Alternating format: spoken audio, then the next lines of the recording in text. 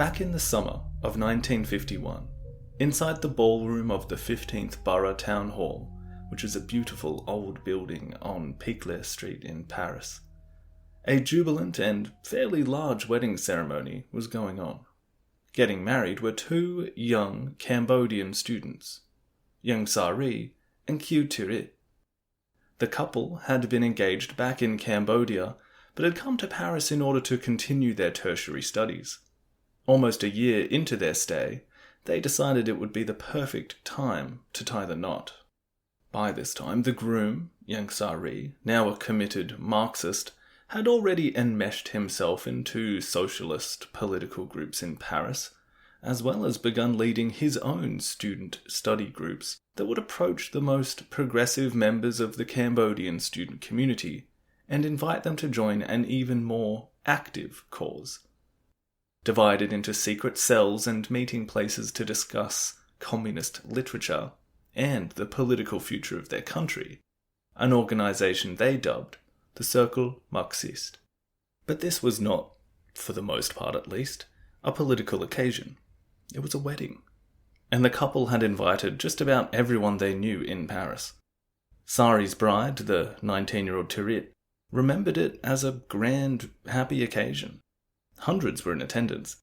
Naturally, among those were plenty of like-minded individuals, even those students from other colonized nations like Vietnam, Tunisia, Algeria, and Morocco. But it was remembered as a time before the political divisions and goals of these young men and women in attendance caused any arguments or consternation due to factional splits or ideological differences. These were happier, certainly easier times. Like many of us look back with fondness at the ease of our early 20s before life comes knocking at that door too often and too loudly. Among those enjoying the day was the sister of the bride, Khieu Poneri. Poneri was 12 years older than her youngest sister, but they'd both arrived in Paris intent on building upon the degrees that they had earned in Phnom Penh at the country's most prestigious school, the Lycée Sisawat. Poneri was actually the first woman in the country to have graduated to such a level. Both sisters were gifted and outgoing. Poneri, who had already begun a career as a distinguished teacher, was studying Khmer linguistics. She possessed a particularly potent mind. It is tempting to imagine her watching the ceremony, perhaps noticing the rather lavish surroundings of the Parisian ballroom, but reminded of some of the old bourgeois of Phnom Penh culture and society. Their father, a well-respected judge, had ran off on their family during the Second World War, with another woman, a young Cambodian princess, of which there were many, mind you. But still, with their mother left to raise the family, perhaps this betrayal may have hardened the two sisters' attitude toward the Cambodian elite, an elite which they may have disliked, but which they were a part of. Perhaps one of the reasons that her sister had fallen in love with Ieng Sari was this tendency to go against the grain. Perhaps it was also one of the reasons their political views had become quite fervently anti-establishment. For instance, the reason Tirit had chosen to study English in Paris was in part a kind of protest against French colonialism. That kind of attitude might have extended to her personal life as well. It was a little odd for her to have married Sari, a young man in a lower social class, not as well educated, and apparently not as charming as herself. But she liked his commitment to politics, his Marxism, as well as his fondness for her, a woman who was bucking certain expectations of her society. And she had fallen in love with him. Perhaps her older sister, watching on, may have felt that she would prefer a husband like Sari as well. Someone who was a bit of a maverick. Poneri might have remembered her and her younger sister growing up in one of Cambodia's larger towns, Battambang, which was hardly a bustling metropolis, and she might have taken pause to reflect on the completely different world they were standing in now. A world away physically, economically, even intellectually, considering how much more they had learned about the world than the vast majority of their Cambodian counterparts that would barely leave the villages that they were born in. As Poneri watched her sister get married, she may have also noticed another young Cambodian man at the ceremony. He was about 6 years younger than her, but they had met on a few occasions. He was a friend of Sari's, and she'd seen him working on some newsletter once at her now brother-in-law's hotel room. He was dancing and enjoying himself here today, though. He seemed to know everyone. She knew he must be part of the same Marxist-inspired study sessions that she had also begun attending. At first because her sister had urged her to come along, but by now had played a part in developing her own progressive views about Cambodia. This guy, though, Sar was his name. She guessed he must be in some separate cell to her own, but certainly part of the movement that was being guided by her brother-in-law. But Sar wasn't as uptight as young Sari. Maybe not as smart. She didn't think he was enrolled in one of the Parisian universities, but he was quite charming in his own understated way. He didn't seem like he came from a rich background. He didn't seem overawed by those that were either. Like he'd been around enough to be comfortable talking to anyone. She certainly thought he was easy to get along with. Not very pretentious, but still involving himself in the same kind of active participation in politics as some of the other students in Paris. There was something about his smile that left an impression on her. Poneri was not going to stay in Paris much longer. By the end of 1951, she was back in Cambodia, working as a teacher in Phnom Penh. But like many of these returning students, she took up the cause against the French, becoming an integral part of the secretive network which was putting students who wanted to join the Khmer Viet Minh resistance in the jungles into contact with those who would escort them there. Khieu Poneri may have even recognized Saloth Sar's name if it passed through her connections when he too decided to join the Marquis, escorted to the camp on the border of Vietnam in mid-1953.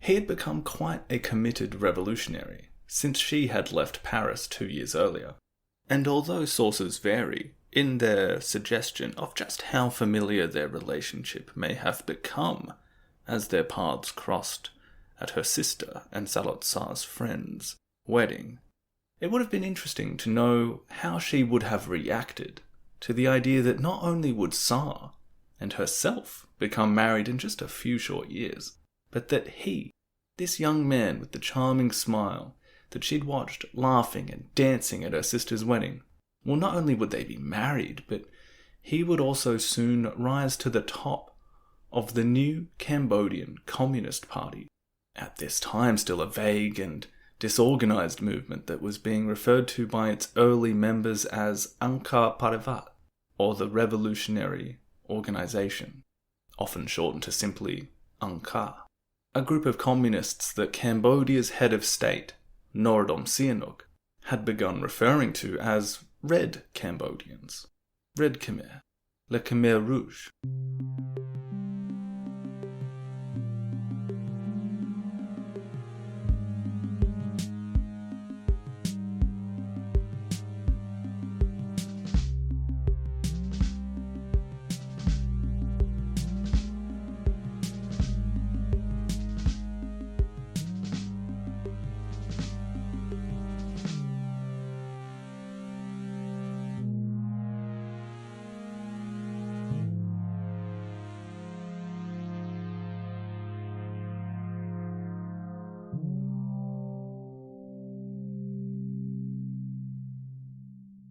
Hello everyone, and welcome back to Season 2 of In the Shadows of Utopia, the Khmer Rouge and the Cambodian Nightmare.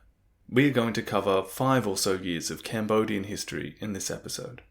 From roughly 1955 and the aftermath of the country's post-Geneva elections, to the state of the Cambodian communist movement at this time, how it evolves, through to Sihanouk's attempts to find a neutral path for Cambodia in the new Cold War era, as well as the consequences of him doing so. And then we will finish up with the previously mentioned establishment of a new Cambodian Communist Party in 1960. As this is kind of the beginning of a new arc of the story, I realised while writing this that there are a lot of names that pop up here and there that might be easier to remember if you, my dear listener, had a kind of helping hand. I thought you might like a list of characters, or a dramatis personae if we're being fancy. In the show notes there is a link to the website. If you have a look, you'll find a thing with most of the major persons from this point of the series onward, a photo of them, their name, small bio. So check that out at your leisure. Also, as is customary, I would like to thank everyone who has supported the show by donating via PayPal or Patreon. Absolutely huge help in making this what it is. But to get the story going, we're going to start off by talking about the two separate lives that many of these Cambodian communists in this era begin living. Mild-mannered and considerate members of the community by day, devoted communists seeking to organise a revolution in their country by night. I think that's kind of going to be a theme for this episode. The sense of hidden realities and the public face versus the private.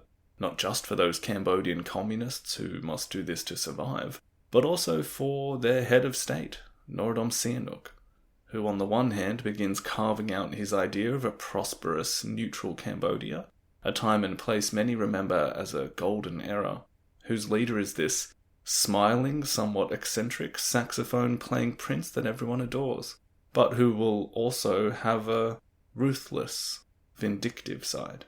There will be a kind of dark side to the Pearl of Southeast Asia. But let's start with the man who will become Pol Pot, as he continues his double life. Let's talk about a specific part of that double life, his love life.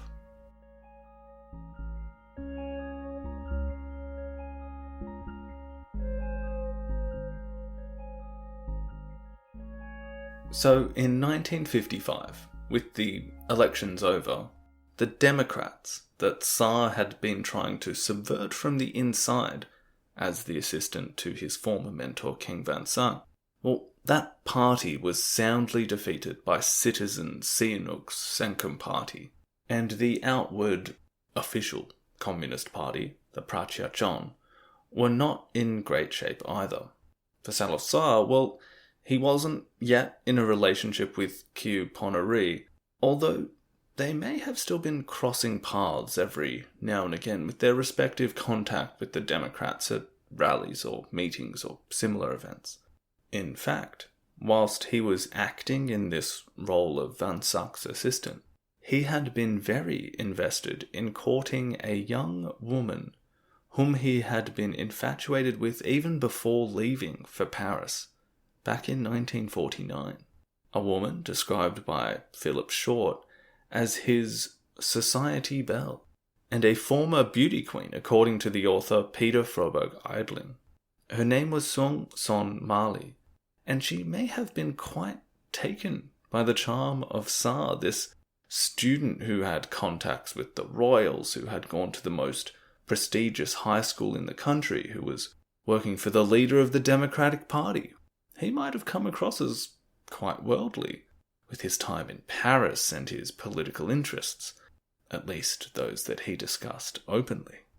At this time he was even driving around a pretty nifty-looking car, a black Citroën sedan, which, until recently, was the reserve of only the very upper echelons of Cambodian society. Never mind that it was actually a second-hand car that his sister Roang, the former favourite concubine of King Monuvong, had given him. But imagine, being picked up by this young gentleman and then driven to the home of King Van Sak, a famous young and smart politician, and then you're left to hang out for a while in his house while Sar's boss was away. Must have been quite impressive. Now, don't get carried away, listener. Remember, this is 1955, and the idea of courtship is different to that of dating, especially back then. We might simply call this a slightly more conservative time. And the relationship between the two is described in these kinds of terms by someone that watched it with his own eyes, King Van Sak. And he relayed it in Short's biography of Pol Pot. I'll quote him. Nothing untoward happened. They probably sat some way apart, talking about their feelings for each other. Mali wouldn't have let it go further because she was waiting for him to get a proper position. Her idea was that when the Democratic Party triumphed, Sar would become an important official, and then they would be able to get married. End quote. But as we know, the Democrats did not triumph. In fact, Keng Van Sak would spend a number of months in prison for simply being an opponent of Sihanouk. And in a rather interesting example of that small world vibe that will again and again be felt throughout the series, it turns out that one of Sihanouk's most trusted officials, a man by the name of Sam Sari, whom had accompanied him to the Geneva conference, who had helped him set up the Sankum Party, who was one of the most powerful people in the kingdom apart from Sihanouk himself, as well as someone who absolutely despised the left and relished in repressing it. Well, he would be the one that Song Son Mali would end up with. So the young Pol Pot is dumped by a beauty queen in favour of this high-ranking official in Sihanouk's government, whose story we will return to later in the episode. But this event in Sar's life, it's quite interesting in that kind of what-if way, and has even been suggested by one of the people that knew him well at this time, Keng Van Sak, that this dual setback that he faced, well, in Van Sak's words, it touched off a cycle of sexual and political frustration which made Sar bitter and resentful for the rest of his life. Now, I think that's something that kind of falls into pop psychology for one, as well as, big man history on the other. So that's two goofs if you ask me. But as Philip Short suggests, while Sar's former mentor may have been a little excessive in his suggestion that this romantic rejection was in some way responsible for the tragedy that was democratic Kampuchea, well, if that's going a bit far, there is still a slightly less excessive counterfactual, perhaps a compelling one, that we can play around with. And it makes one wonder, well, what if the Democrats had won? Would Saloth Sar had abandoned the more difficult of his two lives if given the opportunity to prosper in the easier one? If his boss had become Prime Minister, would he have given up spying on him for the communists and simply assumed a cushy position in this, perhaps progressive enough, ruling political party? Would he have been content with getting the beauty queen wife, having the nice car and job, and living out the life that so many would have dreamed of? Well, it's an interesting question, and perhaps another flap of the butterfly's wings in the eventual historical hurricane that we are trying to explain here. But the facts of this reality where Sar was without a job, without a girlfriend, and the people whom he had the most meaningful connections with were also, communists like him living very separate lives. Well, I wish we had just a few more biographical details here, but whatever the reasons were, the results of the elections did not cause Saloth Sar to give up the revolutionary path, as some others did. Instead, the repression of Sihanouk's opposition, and even violence against the communists that were out in the open, well, this may have only bolstered his political energy and his ambitions for the life of revolution. We do know that it is around this time that he and Khieu Ponary begin a relationship. I'll let Philip Short speculate on the reasons why this may have occurred. Quote, Khieu Ponary was a person who could be relied upon, and after the turmoil of the election defeat and Mali's betrayal, reliability was something Sar desperately needed. End quote. I saw it described somewhere by one of his peers as Sar starting another relationship on the rebound. However their relationship started, by the end of 1955, Sar would move in with Ponary, and just 6 months later, they too would get married. Their relationship is slightly peculiar for a few reasons, some culturally relevant, like Sar being 31, Ponary 36, for someone of Ponary's social class to marry someone who seemingly had no prospects or means, and some questioning based on, what doesn't seem like two personalities which would really be compatible. For instance, up until this point, we've known Sar as somewhat of a happy-go-lucky, fun-having charmer, whereas Ponerie was remembered as being quite prim and proper. Some even called her the old maid behind her back. But marry they did, and I will quote David Chandler's biography of Pol Pot about what he thinks may have drawn them together. Quote, "Perhaps she and Saloth Sar were drawn together by their shared commitment to utopian politics and the idea of working in secret to transform their country. Perhaps they hoped to team up with Tirit and her husband Yang Sari, soon to return from France, in order to hasten the revolution. More prosaically, Ponerie might have been charmed by Saloth Sar, like many others before and since, and agreed to share her life with someone whose ideals seemed higher, more integrated and more pressing than most of the men and women in her circle. Sar, for his part, must have been impressed by Ponerie's intellectual distinction and her elegant demeanour."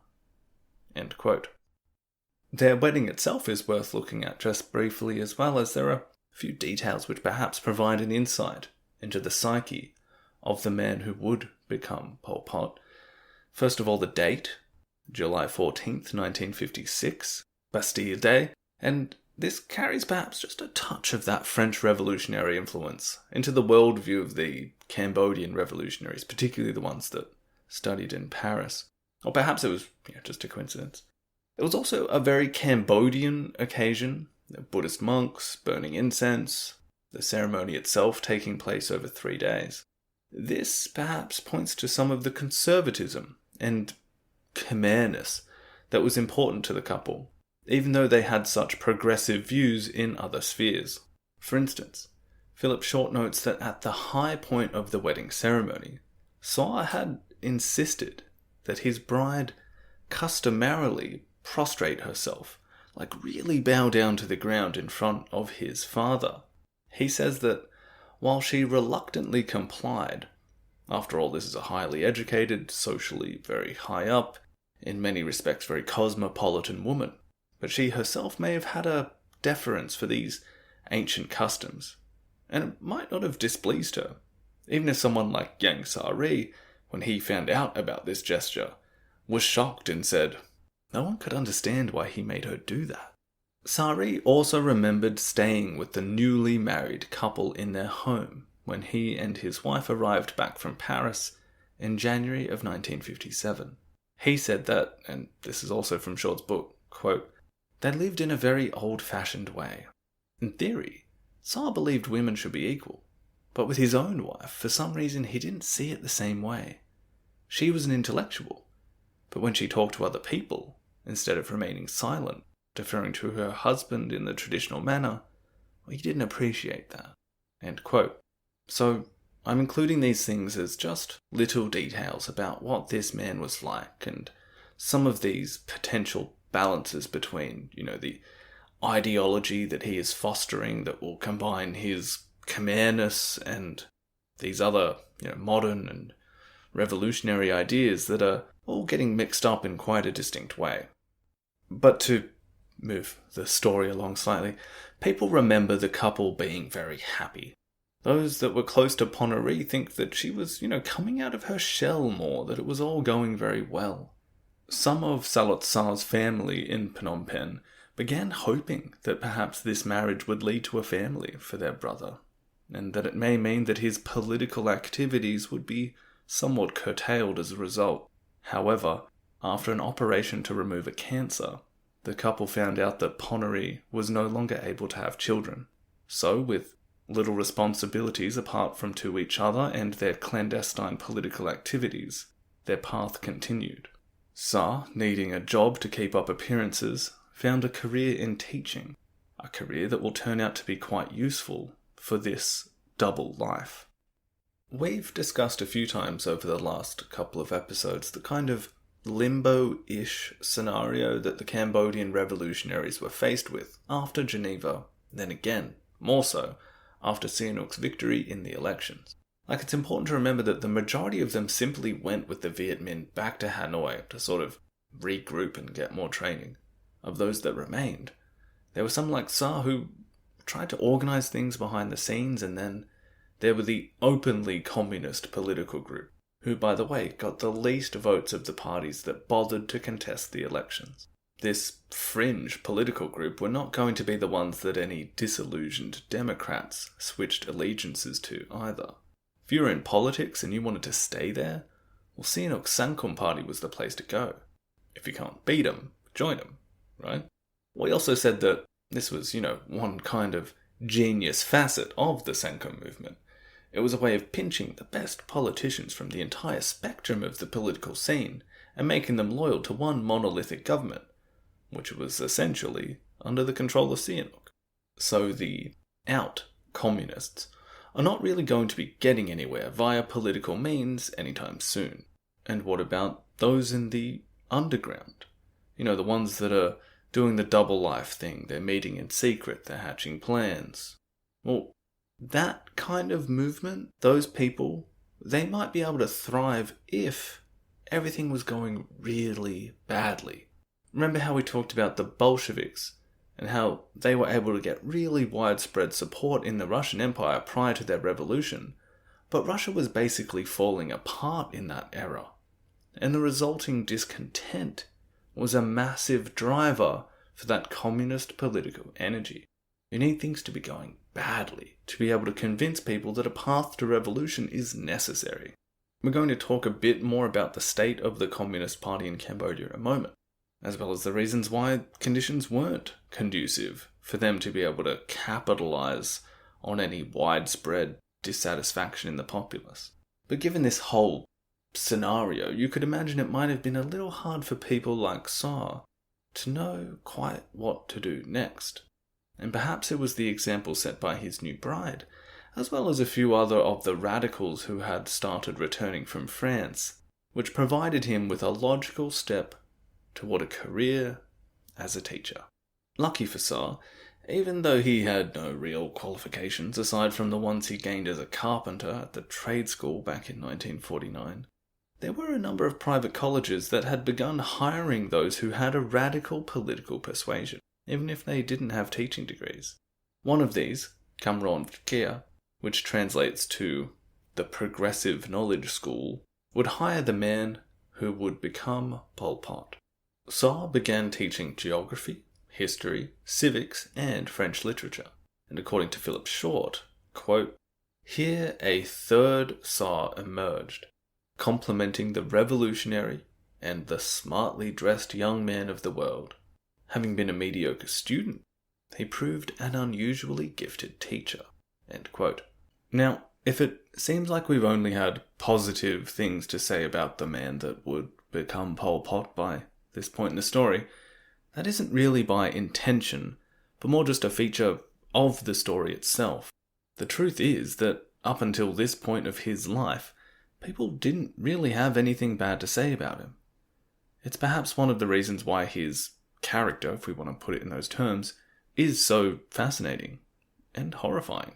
The fact that he is remembered by so many who knew him at this point in his life so fondly just makes it all the worse when we consider what eventually happened, what he was in fact capable of. For instance, one of his students, during this teaching era of Sar, in fact someone who would go on to become a very well-known Cambodian novelist, Sot Polin, well, he remembered him as someone that the students were enthralled by, someone they could always approach, someone whose teaching style was genteel, who quoted French poets at length from memory. All of these impressions we have of him at this point convey a similar picture of a man who was self-composed, eloquent but not pretentious, honest, humane, easy to befriend, and easy to respect. One student, named Yusambu, recalled that he was the kind of person whom when you first met them, you might think you could easily be lifelong friends. How are we to think about this person? How does one map these impressions of the charming, fun-loving young man or the eloquent, approachable and friendly teacher to the horror of democratic Kampuchea and the crimes against humanity that this man's regime will commit? Was his manner all for show? Was his personality calculated? Was he thinking about this all of the time? Was he manipulative? Had he learned this during his upbringing, or perhaps training with the Viet Minh in the Maquis? Or was this just the natural way his personality presented itself to others? As David Chandler states in his biography of the man, these kinds of questions are crucial to an understanding of Saloth Sar and Pol Pot, but they are also impossible to answer. Whatever the content of the mind of the man may have been, Saloth Sar and many other returning Cambodian communists are able to take advantage of this student-teacher relationship and begin recruiting from within the school system. All of these committed communists inserting themselves into these teaching roles will have consequences. Like, I'm aware that the audience for this show is predominantly American, or at least Western. So I think this point will translate to most of you. But I think it's fair to say that while you might have some teachers in your life that you remember very fondly, perhaps even had some noticeable influence on you in your life, well, I'm not sure if that teacher-student relationship, as we conceive of it, has the same element of what I guess we could say is deference, as it does in Cambodian culture. Chandler, in both his biography of Pol Pot and his book, Tragedy of Cambodian History, well, he emphasizes this student-teacher relationship as he relates this part of Saloth Sar's life. He explains how this culture of deference towards teachers stems from the relationship between monks and traditional forms of education, where naturally that Buddhist teacher would inhabit a much different kind of respect than what the secular teacher would in the Western world. But how this also evolved in the 1950s as Cambodia itself modernized. But the dynamic between student and teacher still maintained a degree of importance and was key in shaping young people's ethical and social ideas, as well as intellectual ones. Chandler quotes a former engineer in both books I just mentioned, who said that in the Cambodian system, even a mathematics professor teaches ethics. Now, to emphasize the cultural relevance here a bit more, Chandler also says that this respect for elders or teachers, if warmth and kindness were given in return, well, that was rare, and was often met with even more honor from the student in that dynamic. So, you might see that a number of Cambodian communists had been teachers in this era and thought, yeah, okay, what's the big deal? Well, kind of in the same way how we saw these students from Cambodia heading to Paris at a time when communist ideas were at a peak, even Stalinist ones in particular, and we see how they come back with these influences that prove important for the story. Well, likewise, we have large numbers of Cambodian students studying at these private colleges in Phnom Penh who are being staffed by communists, looking for an outlet for their ideology. They're able to capitalize on this cultural respect inherent in that student-teacher relationship. All of that can culminate as a crucial development of Cambodian radicalism into the 1960s and 1970s. As an example, one future Khmer Rouge cadre told the academic Stephen Heder that, quote, "I went into the forest in 1968 because of the influence of my teachers. The essence of their teaching was the suffering of the poor and the ease of the rich, which made me angry." End quote. And there are many examples we could choose from here of, these students that were radicalized in this same way. But I guess one of the most significant would be that of Kang Gek Yu, a gifted mathematics student who gained a scholarship to study in Phnom Penh. There he came into contact with teachers and professors who were also communists. Kang Gek Yu would be guided toward joining the Communist Party of Kampuchea in 1967, and is perhaps more recognizable by his revolutionary pseudonym, Doik. He became the commandant of S-21 and is remembered as Cambodia's most infamous torturer. So, yeah, this biographical detail in Saloth Sar's life is worth looking at, as it relates not only to his story, but also to the wider foundations of Cambodian communism and how it takes hold of at least part of society in this era. How it is done, utilizing students and structures like this, not only has a cultural root, as we discussed, but also follows from the influence of these returning students from Paris and how they ran their so-called Cercle Marxiste. The teachers in these institutions in Phnom Penh will begin organizing informal after-hours seminars at places like the Lycée Sisawat. There they will discuss civics, nationalism, imperialism, and much like the informal student study sessions of the students in Paris, well, that had been a kind of a front for a more committed political movement. Well, so too did these larger student sessions draw in regular attendees who were then vetted and then invited to form the basis of a party structure involving different secretive cells of organization. The Khmer communists, particularly the ones in Cambodia, dwindling in numbers. I think it's roughly in the low, hundreds at this point.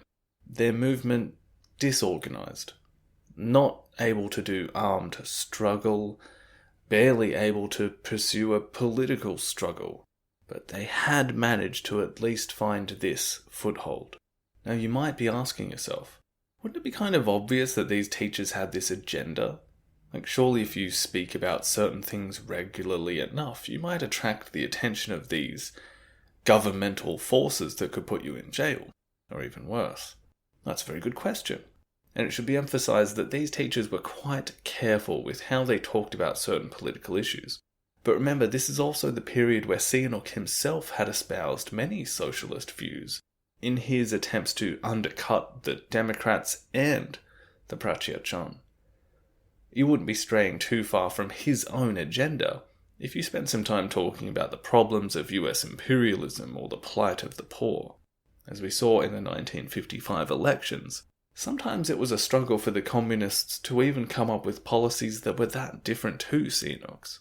That being said, someone like Sar would not include any explicitly radical ideas in his teaching, preferring to share them only with those who had become initiated.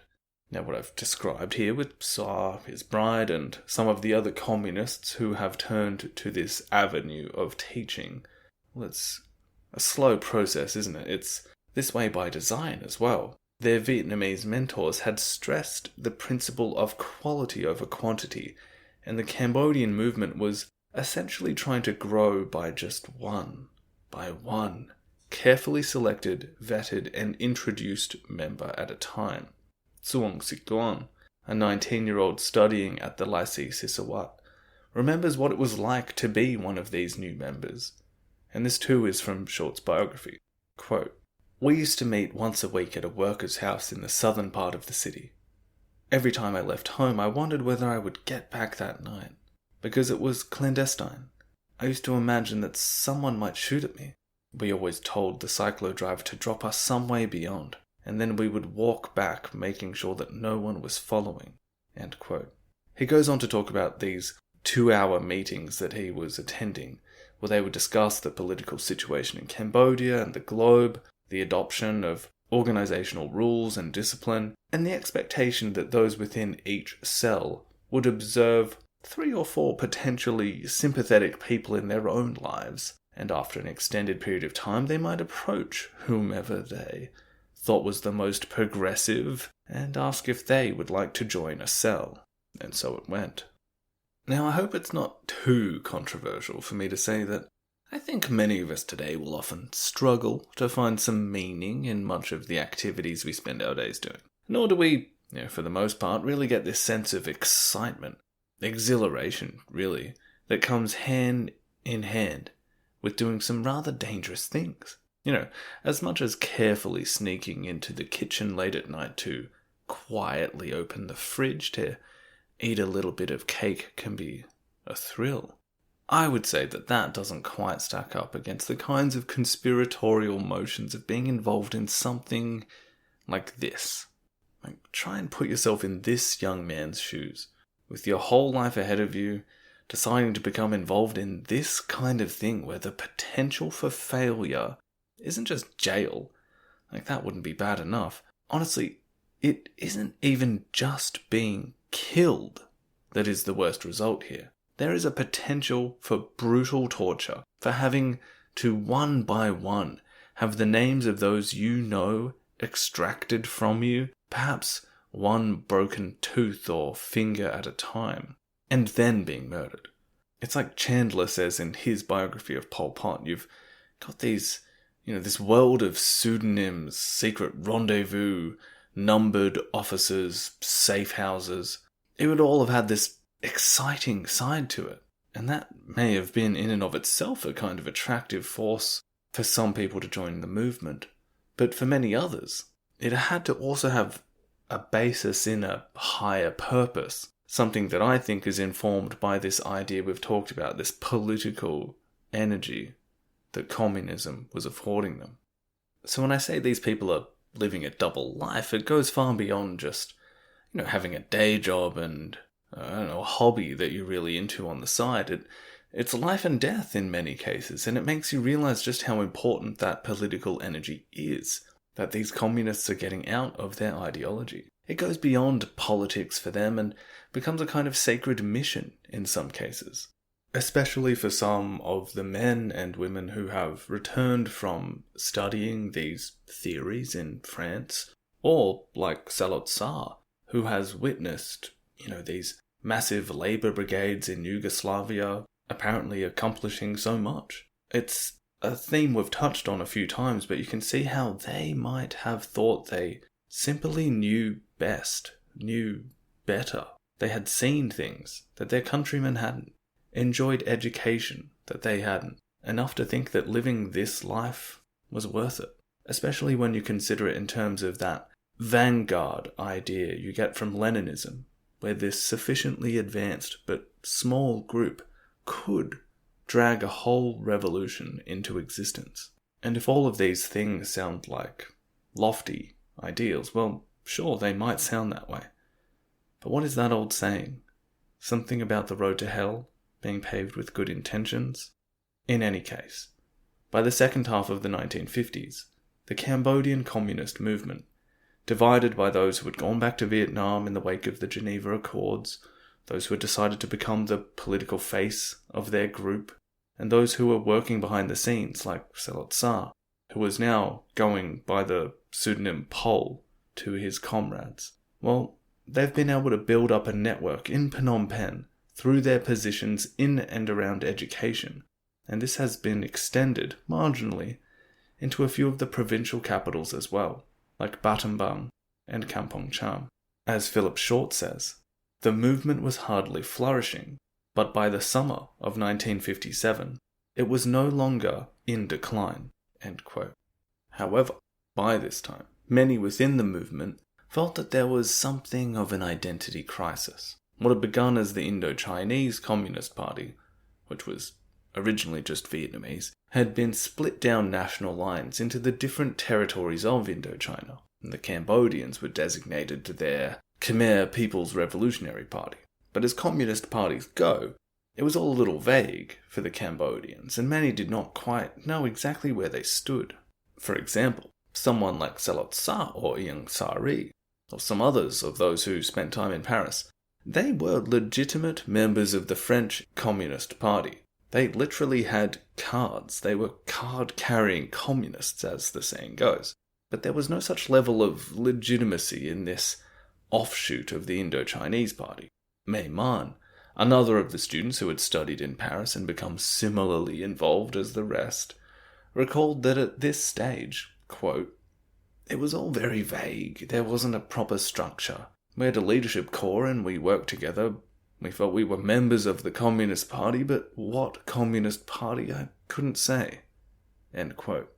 As a result, and this is what we touched upon in the introduction to the episode, they would sidestep talking about being a member of some nebulous party in favour of talking about themselves being part of the revolutionary organisation, or in Khmer, Angkar Padavat. Or as we said, this was usually shortened to simply the organisation, Angkar. And later, when it was used in a phrase implying that Angkar might need to see you, well, those words would be dreaded by all Cambodians by the end of 1979. Traumatic foreshadowing aside though, the Cambodian communists, particularly the ones in high-ranking positions in Cambodia like Tu Samut, Saloth Sar, Nuon Chea, whom we will discuss more a bit later in the episode, they began planning for a new proper Cambodian Communist Party, one that would not be sullied by its previous subordination to the Vietnamese one. A kind of rebrand. Little did they know, however, that one of their most senior members was preparing to defect to Sihanouk as the country prepared for its second election race since independence.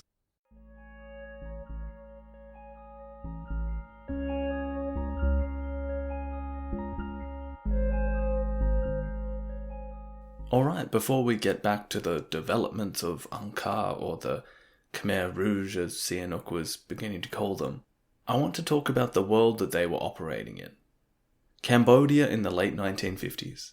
The Cambodia that many came to remember as part of a kind of golden age, perhaps with more than a little influence coming from the years of war prior, and what will come after these wars resume and spread from Vietnam in the mid-1960s. It's this little chunk of time that obviously you're going to remember fondly if everything before it was awful and everything after. And it is impossible to talk about that Cambodia without talking about the face of this new, independent, neutral pearl of Southeast Asia. Prince, once again, Norodom Sihanouk. He himself must have been as optimistic about his own future as many were about Cambodia's prospects, which is interesting as he himself can be shown to have thought about his country and his people in a way that is intrinsic to his own sense of self. As Milton Osborne suggests in his biography of the Prince, quote, "At the beginning of 1956, Sihanouk had every reason to judge that the world was his oyster. Still only 33, he was the dominant political personality in his own country, and he had found a place on the international stage that both met the interests of Cambodia, as he perceived them, and flattered his vanity." End quote. So let's trace his efforts internationally as well as domestically before arriving at a series of events, plots we might as well call them, as that's what he will call them, and they kind of are plots against him. Anyway, these will serve to really cement the kind of path that Sihanouk embarks upon and the image of Cambodia that he seeks to create. We're going to have spies, betrayals, the CIA, explosives, the UK tabloids. It's got it all. But we'll start with just touching on how Sihanouk begins his tenure, following the Sankum Party's hugely dominant election victory and his venturing abroad. Now, following a state visit to the Philippines at the beginning of 1956 that for various reasons gave the prince the impression that the CIA were attempting to influence his stance on joining the Southeast Asian Treaty Organization, or SEATO. I'm going to spare you most of the details of this small trip, but let's just say it culminated in the prince naming his dog after the Filipino president, Magsaysay. Not in an endearing way, if that's what you're thinking either. Now, this failed trip, from a Western perspective I guess, reinforced Sihanouk's growing list of cautions against aligning too close to the United States. Switching gears slightly, Sihanouk then made his first official visit to China. In sharp contrast, and again adding to a growing list of positive impressions that the prince is beginning to tally up, he is deeply flattered by the reception that he receives in Beijing. They know how to push his buttons. The prince is welcomed by Zhou Enlai, whom he now considers a friend given their previous encounters at a conference the year before in Indonesia. And he's also given an audience with the almost legendary figure of Mao Zedong. Add to this the banquets in huge dining halls, the guards of honour, and thousands of people assembled to greet him. All of this gives Sihanouk an impression, in his words, of the dignity and bearing of a country that stood on its own feet, as opposed to the embarrassing state of the Philippines, which in his words was under the domination of a foreign power.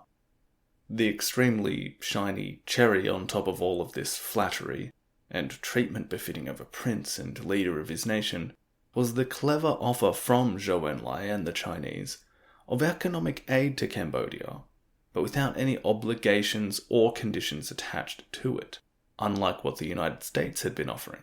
This was accompanied by the signing of a Sino-Cambodian Declaration of Friendship, a trade agreement, and importantly, there are various sources which claim that Zhou Enlai also provided some kind of assurance to Cambodia that China would act as a protector to them in relation to the North Vietnamese, whose intentions the prince was cautious of. Sihanouk spent much of 1956 on this kind of world tour, visiting places like France, Poland, Sweden, Spain, the Soviet Union, Czechoslovakia, Yugoslavia, and Austria. Generally speaking, these visits were successful, and Sihanouk's mission to find this neutral path was in good shape, perhaps leaning a little left given his reservations about US foreign policy, but it was his visit to China that had the most important consequences. When he arrived back in Cambodia following that visit, the regimes in neighbouring South Vietnam and Thailand, both right-wing and staunchly pro-US at this time, labelled him the Red Prince, and claimed that he had made an alliance with the devil. It went beyond rhetoric, however, when Saigon placed an economic blockade on Cambodia, blocking shipping from traversing up the Mekong River toward Phnom Penh, and in Thailand, the border between the two countries was closed. These are fairly serious moves in international relations terms, and for Sihanouk it certainly reinforced this impression of hostility coming from these neighbours, which, as we've talked about at length throughout the series, is a bit of a sore spot anyway for Cambodia's relationship with these nations who had at points sought to annex territory, dominate its population, etc., etc. What also may have been of concern is that these nations were certainly not imposing this upon Cambodia without the knowledge of their main benefactor in the United States. While both actions were relatively short-lived, the perspective that Sihanouk will view the plots that happened later against him will be influenced by these earlier impressions of events. And it should also be emphasized that the personal interactions that Sihanouk is having with certain people are having their own effects as well.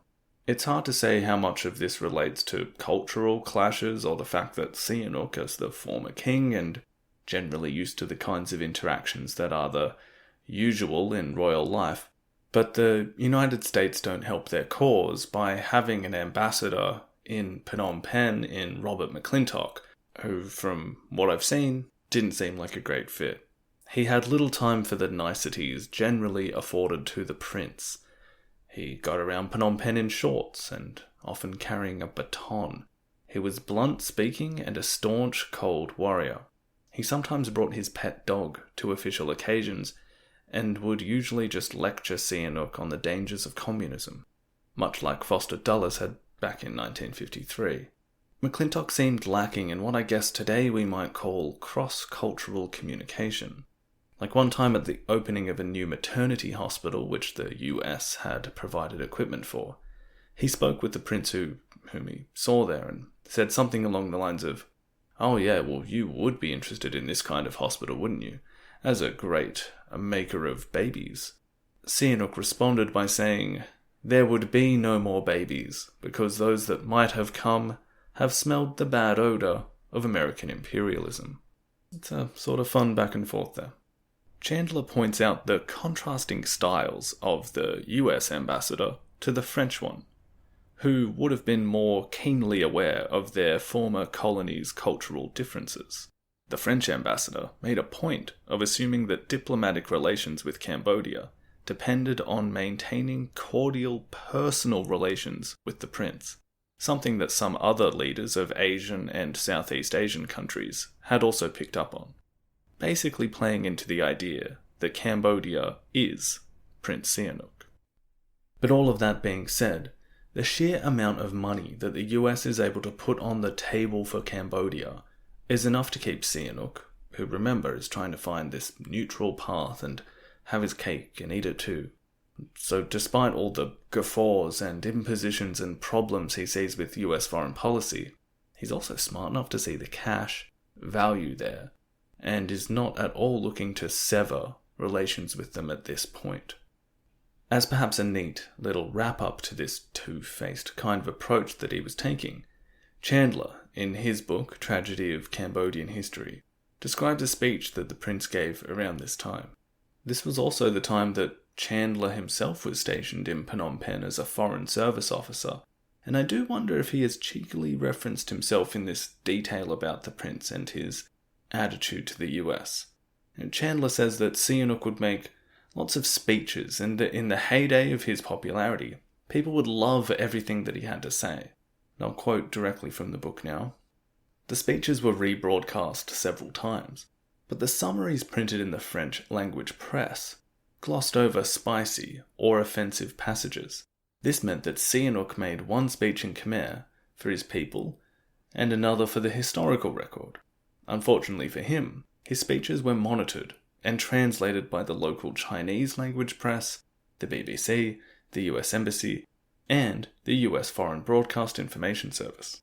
On one occasion, in 1962, having told his audience that, as far as he was concerned, Americans are shit, Sihanouk added, "But I will deny having said so if they come and ask me about it," drawing laughter from the crowd and from a US Embassy officer assigned to monitor the speech. End quote. But aside from historians hiding Easter eggs in their books, when we hear the prince talking in this way to his people, what we are talking about here is just a kind of theatre to this time in Cambodian politics, and with the prince at his peak. He was delivering on most of his promises, and he was able to continue building on the massive reservoir of popularity that he would have had by simply being the former king. Those intellectuals or Buddhist monks or communists who wanted him out of office, their views were certainly in the minority. As Chandler says, again in Tragedy of Cambodian History, quote, "The masses during these years formed a deferential, silent, often smiling audience to the theatrical enactments of the government, personified by the prince, who often literally descended among them, a deus ex machina, in a helicopter. When he flew off, his children's lives resumed. When these grown men and women thought about politics, they accepted their low status and Sihanouk's exalted position. By and large, they believed that the government was out there. He was certainly closer to the people than any Cambodian monarch had ever been before. Indefatigably, he crisscrossed his kingdom, inaugurating schools, dams, parks, factories and hospitals. Sometimes it seemed that he was prepared to inaugurate anything that had a fresh coat of paint. On such occasions, he would deliver speeches for hours to crowds of local officials, monks, school children, and their mature, less fortunate relatives, the so-called little people, who crouched in the sunlight facing his pavilion. In these speeches, Sihanouk berated his enemies, joked about his love life, insulted foreigners, praised the people listening to him, and invoked the glories of Angkor. End quote. Sorry about the long quote, but sometimes you just have to leave it to the masters to say it best. But what Chandler is getting at here is just the sheer presence of the prince and his resulting popularity. But it wasn't all just talk either. Materially, Cambodia in this period was doing very well. We've discussed the kind of aid it's getting from both sides of the international political scene.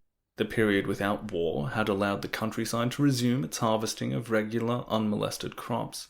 Everyone had enough to eat. Nearly all the farmers were farming their own land, rather than being hostage to some cruel landlord system. There was plenty of land to farm as well. Cambodia was exporting rice, rubber and pepper, and able to sustain basic needs from the proceeds. For big projects like the aforementioned dams, hospitals, highways, military equipment, and things of that nature, the prince could rely on the influx of foreign aid.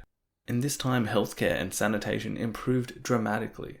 I mean, in most cases, it's still obviously going to be quite inferior to the Western standard, but still, it was definitely on the up, as were literacy rates and those kids able to attend schools. This was a great time for Cambodia.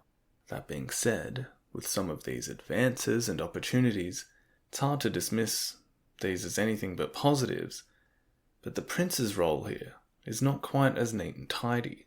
As with so many things that we will say about him, there is a sense of, yeah, on the one hand, but on the other.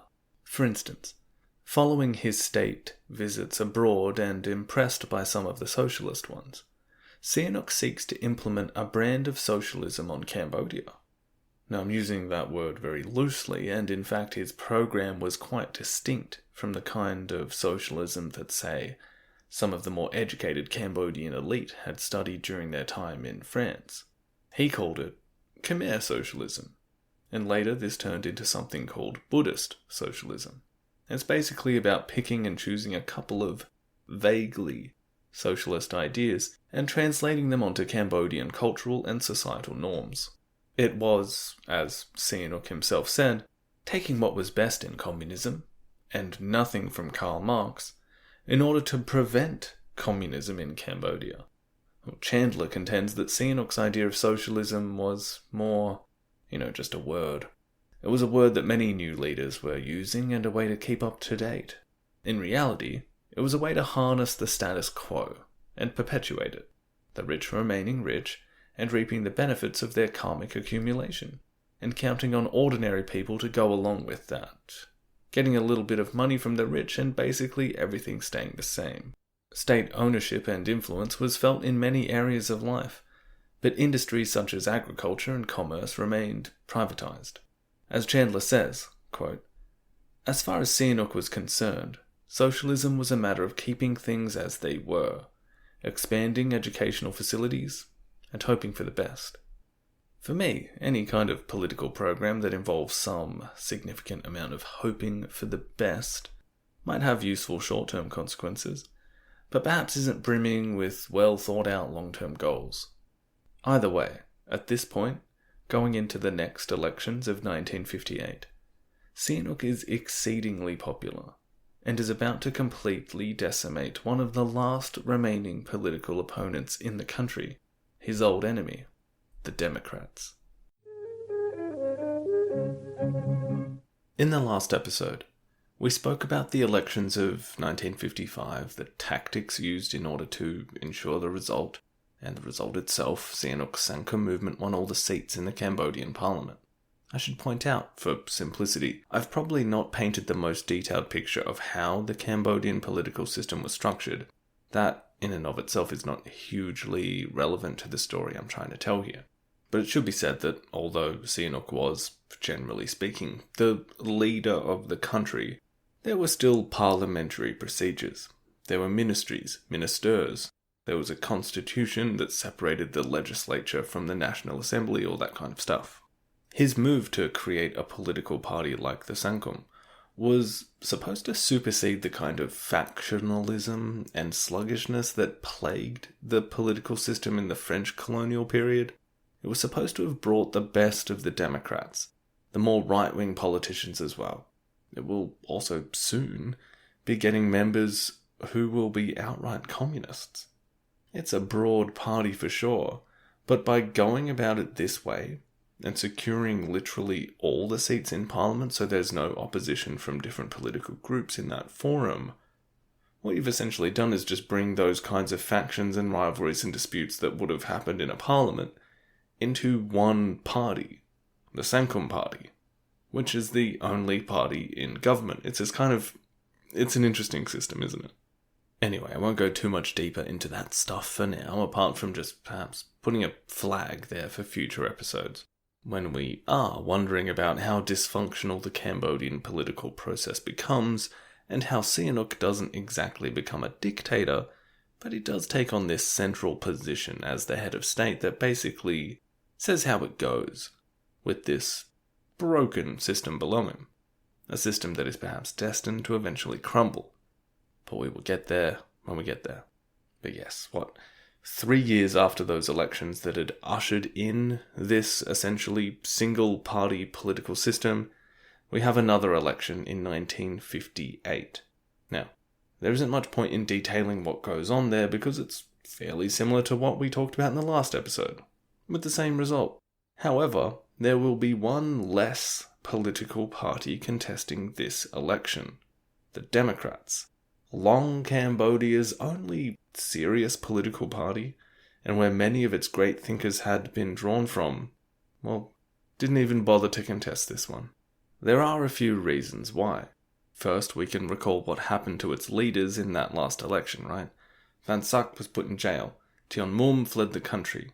Any votes it did win were buried under corruption and fraud, and the Sankom had made an effort to absorb many of its best members into their own. They had been decimated, really. And this is capped off in 1957, when Sihanouk really puts the boot in one last time. Even though they weren't even represented in the Cambodian parliament, Sihanouk still had this real ire for the Democrats. And remember, he has had his run-ins with them, and he has his personal reasons. He also has some legitimate concerns at the time. I mean, the fact of the matter is that the US were lending financial support to Sihanouk's political adversaries. I'll quote a secret policy directive from around this time that said that, quote, "In order to maintain Cambodia's independence, and to reverse the drift towards pro-communist neutrality, the US government should encourage individuals and groups in Cambodia who oppose dealing with the Communist bloc and would serve to broaden the political power base in Cambodia." End quote. We will see how this plays out in a few interesting stories in just a moment. But what I'm trying to say here is that it isn't just personal rivalries that are bothering Sihanouk, and he wants to crush this particular piece of outright opposition once and for all. I think for him, he always feared that somehow, because they were popular, they would somehow get the power completely in the parliament, and then they would abolish the monarchy, and therefore his own platform of power.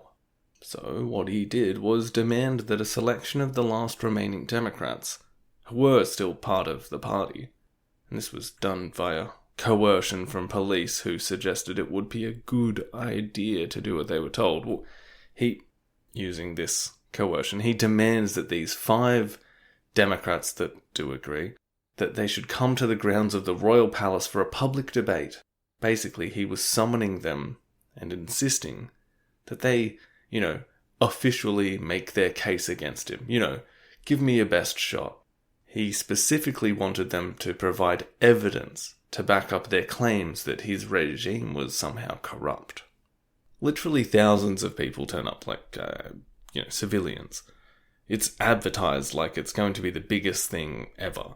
And the people that turn up are treated to peak Sihanouk. He's strutting around, verbally running circles around these 5 helpless Democrats, making them out to be insincere, just, full-on theatre, bebopping and scatting all over the place. It goes on for 3 hours. Full-on humiliation. At the end, presumably after the 1950s equivalent of a mic drop, the prince wished them bon appetit and left. But wait, there's more. Yes, he had symbolically and verbally crushed the last remnants of the Democrats as a political force in Cambodia. But they were also violently attacked by palace soldiers, pulled out of their cars and beaten with rifle butts and fists as they left this event. Over the next few days, this violence was extended to anyone else who was still even vaguely part of the doomed political party. Whether or not Sihanouk directly ordered this is unknown. It may have been the prerogative of another high-ranking member of his crew, perhaps Lon Nol, but Sihanouk certainly never apologized, and even went as far as to reward some of those who had handed out these beatings. It was a clear signal to those that would oppose him, and those that still did, well, they would think twice before doing it publicly. As David Chandler says, quote, "A more ominous legacy of the confrontation was that elements of Sihanouk's behaviour on display that afternoon, violent rhetoric before a mass audience and the public humiliation of a defenceless opponent, followed by surreptitious physical brutality, well, this became increasingly characteristic of his treatment of opponents." End quote. With the Democrats gone, The 1958 elections were just between the Sangkum and the Prachiachan. This legal version of the Communist Party were in this pretty half-heartedly. It was a complicated situation for them, where they knew from experience that they could be violently made to disappear by Sihanouk's police, so they couldn't say anything that was too critical of his policies. But, to remain as a political party contesting an election, they had to at least be there in some way, be in the running. It was like playing a game against an angry toddler. They couldn't try and win, but they had to play along anyway. Interestingly, given Sihanouk's friendliness with these communist regimes, and as that US foreign policy document showed that he was on this, leftist, neutralist bent, you might think, given his outwardly pro-leftist tendencies, perhaps he wouldn't go so hard on the communists. Well, that's not the case. For the 1958 elections, the Sangkum basically runs on an anti-communist message. There's a prominent display of the photos of the gory remains of train passengers that came from a Khmer Viet Minh raid back in the First Indochina War. The communists are portrayed as anti-Cambodian and pro-Vietnamese, that they were going to destroy the monarchy. And the election was a washout, again, unsurprisingly. Again, we've got 99% of the vote going to the Sangkum, and all but one of the candidates for the Prachiachan pulling out before election day. That single candidate was someone who we have discussed on the show before, Mias, and he gets something like 400 votes out of a possible 30,000 in that particular electorate in Phnom Penh. So yeah, Mias, fearing arrest in the aftermath of the voting, basically flees to the border with Vietnam. If we think back to how he was positioned as a real prominent Cambodian communist in the movement during the First Indochina War, someone that we talked about as having more of a foothold in the movement than Saloth Sar, well, his departure from the scene only serves to put more value in Pol's stock and result in a higher position within the Phnom Penh branch of the organization. An organization which is becoming increasingly urban as it becomes separated from cells operating in more rural areas. And there is one massive impact on that process as well. Something that will also influence the eventual leadership structure of the communists. It's something I alluded to earlier. There is a traitor within the communist ranks. His name is Siu Heng. He is one of the organization's most senior members and in charge of organizing resistance in rural areas. He's been working with the government as an informant. The ramifications of this we will return to at the end of the episode, but it's worth noting now that it was something that other members may have already suspected. Someone like Tu Samut may have been thinking he was compromised, and it seems there may have been limitations placed on how much information Siu Heng was being given access to. Philip Short suggests that while Heng had become an informant, he may have been holding back quite a bit as well, as none of the other leaders or senior officials within Phnom Penh were arrested as a result of his activities. Some other senior communists were literally living next door to him at the time as well, so it wouldn't have been hard for him. So, he may have been an informant, wasn't a great one, was holding a lot of stuff back, including the identity of, one of the most prominent and up-and-coming members of Angkar, his niece's husband, Nuon Chea. Like I said, we'll come back to that at the end of the episode. But to wrap up the 1958 elections, nothing massively changes. But it's certainly just furthering this path of Cambodian politics into this single-party state, with Sihanouk in this supreme position. The Democrats are gone, and the serious communist opposition to the government remained underground and relatively insignificant. But Sihanouk will not run out of enemies just yet. And in fact, some of his most trusted officials and long-time members of his entourage will soon pose him a direct and even life-threatening risk.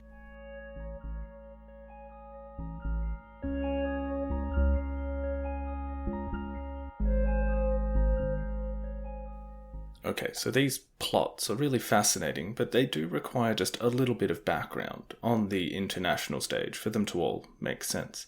I'll keep it brief, but essentially there were occasions in 1958 in which both Thailand and South Vietnam encroached onto Cambodian territory. The Thai seized an Angkorian-era temple, Preah Vihear, which is in the north of Cambodia, right on the Thai border. Now, it could probably be a whole episode in and of itself, just talking about the disputes that have occurred over that particular temple, and we've touched on some of the parts of the story that relate to why this kind of stuff happens. But naturally, this isn't seen as something positive in Sihanouk's eyes, especially when, in June of 1958, South Vietnamese troops occupied the northeastern province of Stung Treng. According to them, they were pursuing escaped political prisoners, and in what sounds like the equivalent of moving your neighbour's fence posts back a few metres to plant a tree, basically these troops moved the border markers and sent a battalion of troops in, effectively redrawing the map to suit their aims. What's great here is that I can also consult the words of the prince himself, as he wrote a book in 1973, that is, 2 years prior to the Khmer Rouge victory and 3 years after he had been ousted by his own government. And that's an important contextual detail, reinforced by the title of the book, which gives a subtle hint at who the prince thinks is responsible for that state of affairs. See if you can pick up on it, it's pretty subtle. It was written with Wilfred Burchett, a famous Australian journalist who some might say was friendly to certain regimes, others mightn't be so coy. But the book was called My War with the CIA, Cambodia's Fight for Survival.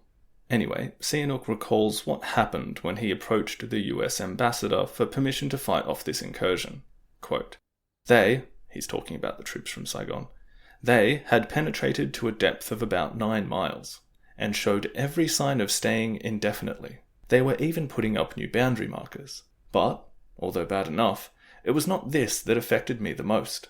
It was the revelation that, because I was receiving US military aid, I was refused the authority to expel the invaders. US military aid would be suspended, the US ambassador said, if a single bullet were fired in anger at one of America's protégés. Not only that, but even the use of a single US-supplied truck to transport Cambodian troops for a military confrontation with a SEATO member would constitute grounds for cancelling aid. End quote. Quite the quandary. Now, the Preah Vihear issue won't get properly sorted out for a few more years. Sihanouk takes it to the international courts and they rule in Cambodia's favour. Although these disputes, clashes even, happen off and on since and even into the 21st century. As a result of these affronts to his kingdom, well, that might be going too far. Some sources suggest that this was already well into its planning stages before these events transpired, but let's just say that this happens literally as they are going on, and certainly as part of a point that Sihanouk is trying to prove. He goes back to Peking in August of that year and establishes official diplomatic relations between Cambodia and the People's Republic of China. This was far more concrete than what had occurred 2 years earlier, and if you recall how salty the United States were at even that informal visit, well, you wouldn't be surprised if they didn't react well to this either. As Milton Osborne writes in his biography of the prince, quote, the decision was to have far-reaching consequences, since it was seen by the fervently anti-communist leaderships in Thailand and South Vietnam as confirmation that Cambodia's neutrality was not genuine. Just as importantly, it persuaded sections of the American intelligence community that it was now appropriate to take active measures against Sihanouk. End quote. Alright, and what are these measures? Well, in Sihanouk's words, the consequences were, quote, a plot aimed at liquidating me, seizing power at the top, setting up a pro-US puppet regime, and ending our neutrality. End quote. For him, this plot is going to have all kinds of conspirators, big and small, new enemies and old. For simplicity's sake, I will, like the sources I'm consulting do, break the plot up into threads and we will ask ourselves what happened. But before we do, it should be mentioned that Sihanouk is not imagining things. There was going to be a plot to overthrow him. Okay, so I've dangled these long enough, haven't I? What's going on? Well, we will start with plot culprit number 1, Sam Sari. Hold on a second, the same Sam Sari that was one of Sihanouk's most favoured officials? The same Sam Sari that had helped Sihanouk at the Geneva Accords? That had helped him form the Sangkum Party? And helped him crush leftist opposition in the 1955 elections?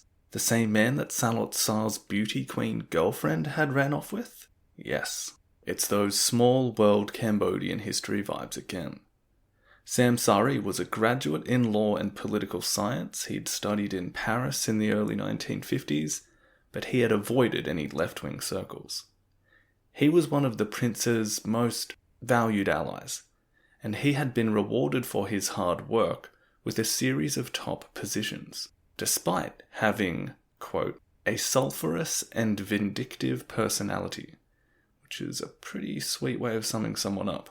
Now, even though he had become rather a lot more pro-Western than the prince would have liked, especially after 1956, where, as Chandler suggests, Sam Sari may have come into contact with US intelligence officers during a 3-month visit. Despite that, the prince still rewards him for his previous loyalty with the ambassadorship to London towards the end of 1957. And scandal ensues. So, the short version of this scandal, and why not utilise Sihanouk's own words again from his book, quote, Sam Sari had used an embassy servant as his concubine. When she became pregnant, he beat her and otherwise ill-used her to the extent that she ran out onto the street one day and was rescued by the London police. Sam Sari had the effrontery, which means like insolent or rude, the effrontery to claim that he was only acting according to established Cambodian customs, end quote. Basically, what had happened in the barely 6 months after arriving in London was that Sari had been whipping one of his concubines that he had brought from Cambodia, and she went to the police. Now, this awful treatment was picked up in the papers and was referred to in one headline in the London Times as Sam the Whipper, which isn't exactly sensitive nor very original, but it got a point across. This was not a good look for anyone involved, and made even more, nationally embarrassing when his embassy releases a statement saying that this kind of thing was normal back in Cambodia. Now, as it happens, Philip Short relays in his book that the concubine in question was indeed Son Mali, Saloth Sar's old flame. However, and far be it from me to correct Mr. Short, whose book I absolutely adore, but I was in contact with Peter Idling, the author I mentioned at the start of this episode. He had done a lot of research on this exact topic, as it related to his work of historical fiction based on that kind of bizarre love triangle between the beauty queen, Sihanouk's key minister, and the young Pol Pot, what we spoke of earlier. Now, I asked Peter about what happened to Son Mali, and whether it was her who had suffered the abuse in London. What he told me was that apparently there were quite a few mistresses in the household, and the source that both Philip Short and he had used to get this information regarding the scandal was none other than Keng Van Sat. Peter contends that there was some confusion about who was who in the story, especially with some of the naming conventions in place. But apparently, the woman who Sam Sari had abused managed to stay in London and remarry, whilst Son Mali came back to Cambodia. But from there, her traces end, until, according to Peter, he found a name listed on one of the last planes out of Phnom Penh in 1975. So she eventually did make it to the US, which is all round a slightly more uplifting version than what Short includes in his, again, masterful biography of Pol Pot. So that is just the scandal part, not the plot against Sihanouk. The plotting begins once Sari gets back to Cambodia, having been recalled by Sihanouk. According to Milton Osborne, quote, once back in Cambodia, Sari ignored advice to abstain from political activity and began acting in a fashion that suggested he had lost the capacity for political judgment. End quote. Sari tried to start his own political party in opposition to Sihanouk, and began really asking for it when he also published a newspaper that was openly critical of the prince's policies. He called the paper Riasta Tipore, meaning democratic people, which took a slice off of the full name of the Sangkum party and added in a word that Sihanouk couldn't hate more: democratic. Given that Sam Sari didn't seem to have the funds to start a newspaper or try and get a political party off the ground, it is assumed that he had backers from outside the country. Perhaps some of those backers who had made it their aim to, what was the phrase, reverse the drift towards pro-communist neutrality?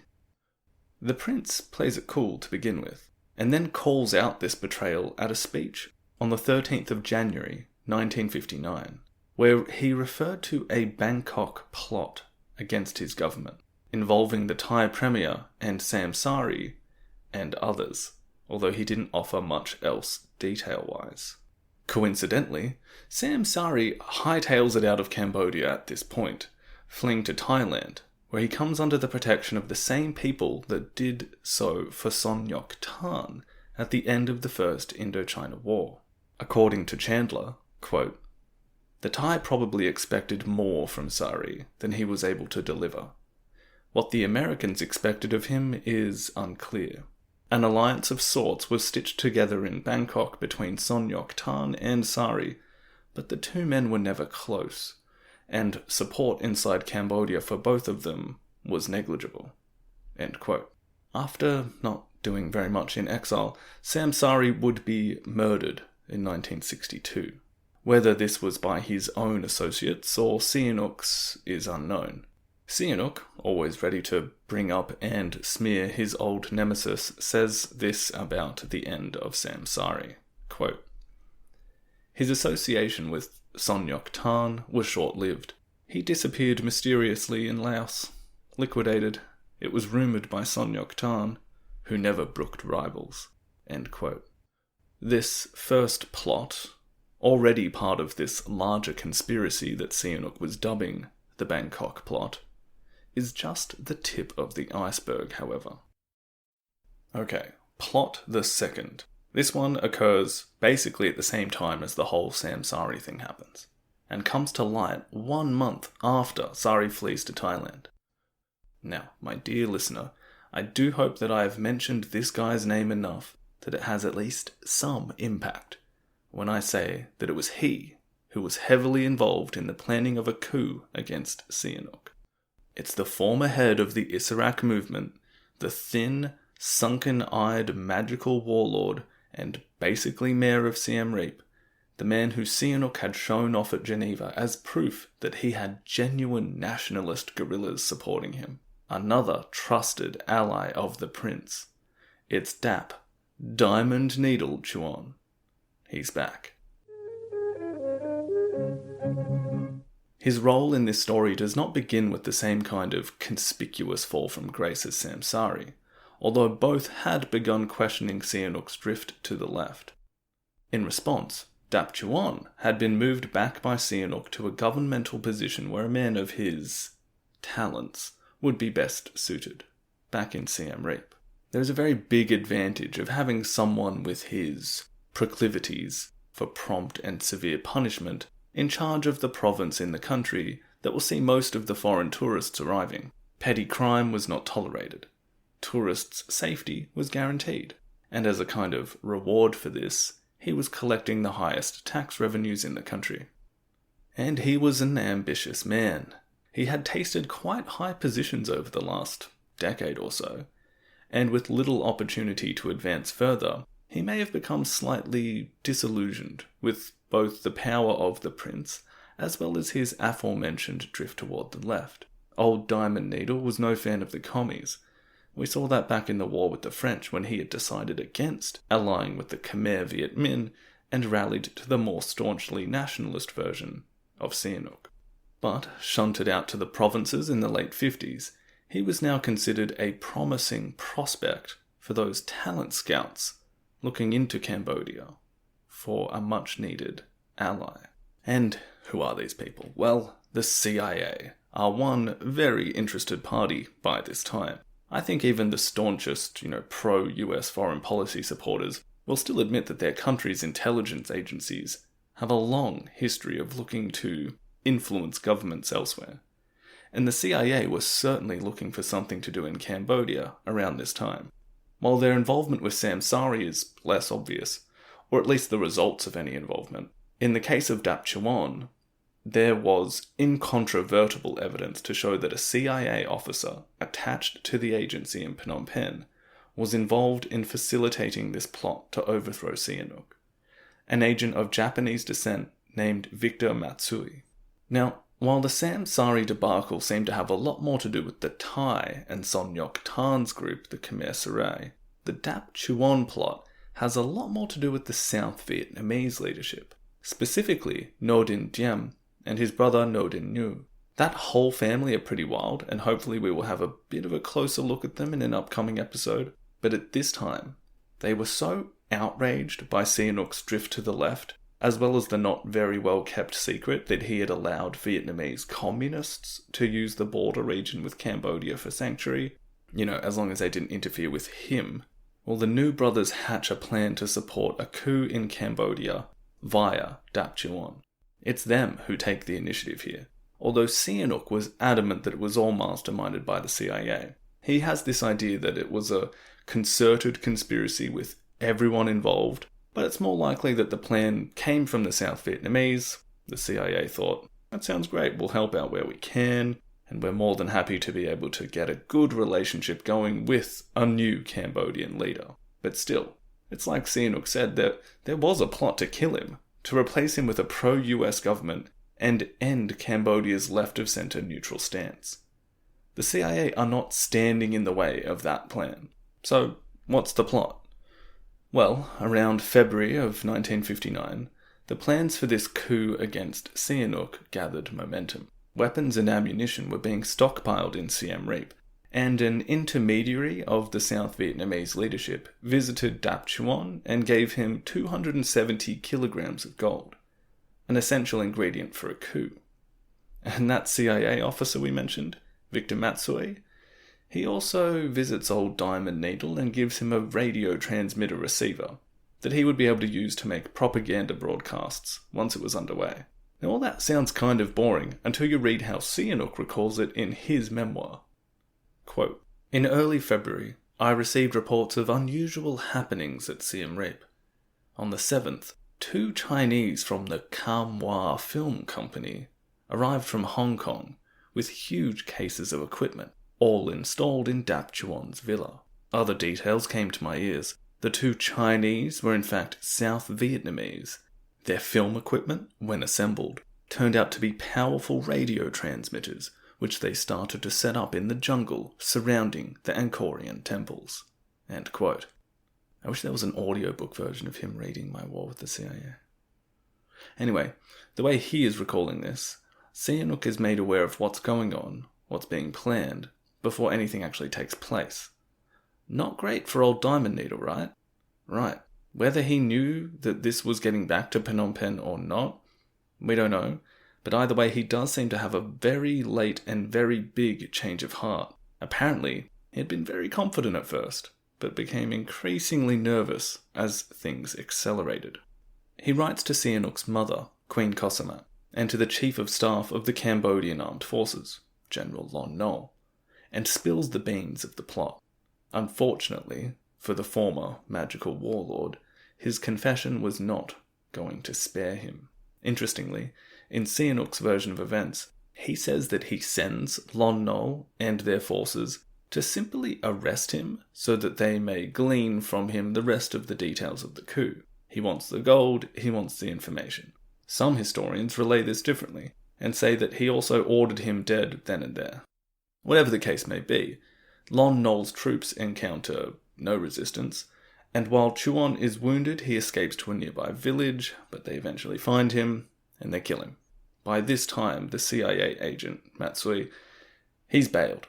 Things were not quite going to plan, were they? Dap Chuan's brother, Slat Pu, who had acted as a kind of conduit between the South Vietnamese regime as well as US intelligence, well, he is taken alive and back to Phnom Penh. And before he is killed, reveals the CIA's involvement. That was not something that they would have counted on and probably would have denied any links had this not come to light, or if the coup itself had been successful. As the remaining conspirators were executed by firing squad, there is just one more thing worth mentioning about this secondary and fairly well-developed part of the plots against Sihanouk, which is that Lon Nol's role in this is kind of interesting in the prince's version of events. Because he wrote this book that I've been quoting a fair bit in this episode during the Cambodian Civil War, meaning before the Khmer Rouges take control of the country, but after Sihanouk had been ousted in a coup where Lon Nol will play a large role, Sihanouk alleges that the reason Lon Nol executed Dap Chuan on sight was not because he had been told to do so, which by all accounts he had, but rather so Lon Nol could shut him up, and that his role in the coup attempt would remain undisclosed. This is Sihanouk just reading into things too much and with a very specific point to try and make, but it's interesting to see his side of history, where, everyone is a traitor and was out to get him. He will end up using this material for the plot of his 1968 film, Shadows over Angkor, and he will, naturally, play a leading role as the self-appointed best actor and best director in the country. Well, his hands were kind of tied. I found it on YouTube, and I gotta tell you, some of his finest work. Mwah. But seriously, it's just that little window into this guy's character, and plays into this image of him on the one side as the guy that orders the executions in reality, but will also make a movie about it, and star in it. Like, there's this poignant scene at the end where he dresses down the rebellious general after basically single-handedly saving the day. And he tells him in this very fair, considered way, look, you really should be given a military tribunal and a public execution. But I think it would be better if you just take this pistol and go in that room and shoot yourself. Which, in his mind is basically the same as what really happened, right? Again, it's that theme we spoke about earlier, with two sides of people. And for Sihanouk, it also involves this, I am Cambodia, and how he wants people around the world to see his idea of his country. And then there's the other side of that, which is how his country actually works, with blood on various people's hands, and a system that utilized violence to enforce the status quo. Anyway, that's the Dap Chuan plot, the second of the three, and really the meaty centre of it all.